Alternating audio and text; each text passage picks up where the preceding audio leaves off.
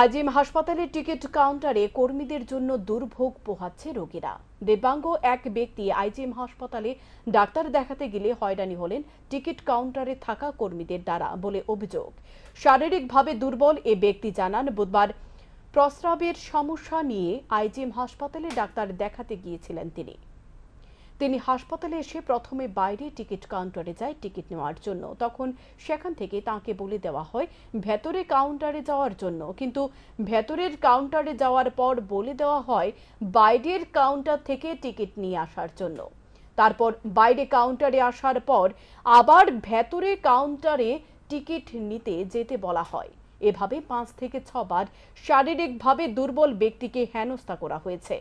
এজন্য তিনি বিষয়টি মুখ্যমন্ত্রীর দৃষ্টি আকর্ষণ করে বলেন, যারা এখানে দায়িত্ব পালন করছে তাদের মধ্যে অনেকেই সঠিকভাবে দায়িত্ব পালন করছে না, রোগীদের এভাবেই হেনস্থা করছে এবং তারা স্পষ্ট জানিয়ে দিয়েছে তারা টিকিট দিতে পারবে না। হাসপাতালের টিকিট কাউন্টারে যদি এ ধরনের প্রতাপ চলে তাহলে গরিব রোগীরা কোথায় যাবে, প্রশ্ন তুললেন তিনি আরো বলেন, এ ধরনের কর্মীদের প্রয়োজনে ছাঁটাই করে বেকার যুবক যুবতীদের চাকরি দেওয়ার দাবি জানান। তবে হাসপাতালে এই ধরনের বেহাল পরিষেবা কোনো নতুন বিষয় নয়। দীর্ঘদিন ধরে হাসপাতালে চলে আসছে এ ধরনের পরিষেবা, মানুষ দুর্ভোগ পোহাচ্ছে।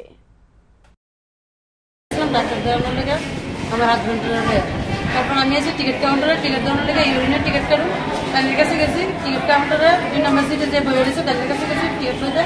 তাদের কাছে যে আপনি যে ভিতর থেকে টিকিটটা লোন এনে দেওয়া হইতো না।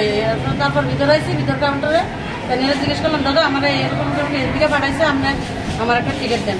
তাই নিয়ে গেছে না, আমি এদিকে দেওয়া হইতো না, যাই এখন নিয়ে আমি দিতাম না, আপনি এই টিকিটটা দিয়ে লোন। আমি কিছু আবার গেছি ওই জায়গায়, দাদা তো কাছে দিত না, আপনি আমাকে দেন একটা টিকিট। আমি তো হ্যান্ডিক্যাপ মানুষ, এই জায়গাতে অনেকবার ঘুরতেছি, আপনি নিজেরই দেখতেছেন 10টা রোগী দিতেছেন, আমার লেগে কেউ দিতেন না। আর যা কিছু করেন নিয়ে মানে কথা রাখি, যা কিছু করে জুড়তে বলছে এখানে কি মস্তানি চলে হসপিটালে,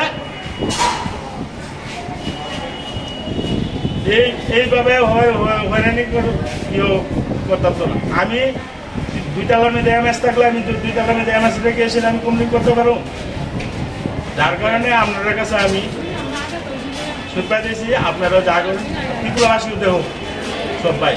মাননীয় মুখ্যমন্ত্রী বারবারই কইতাছে যে স্বাস্থ্য ব্যবস্থা উন্নয়ন করার জন্য, কিন্তু আপনার কি অভিজ্ঞতা হইতাছে?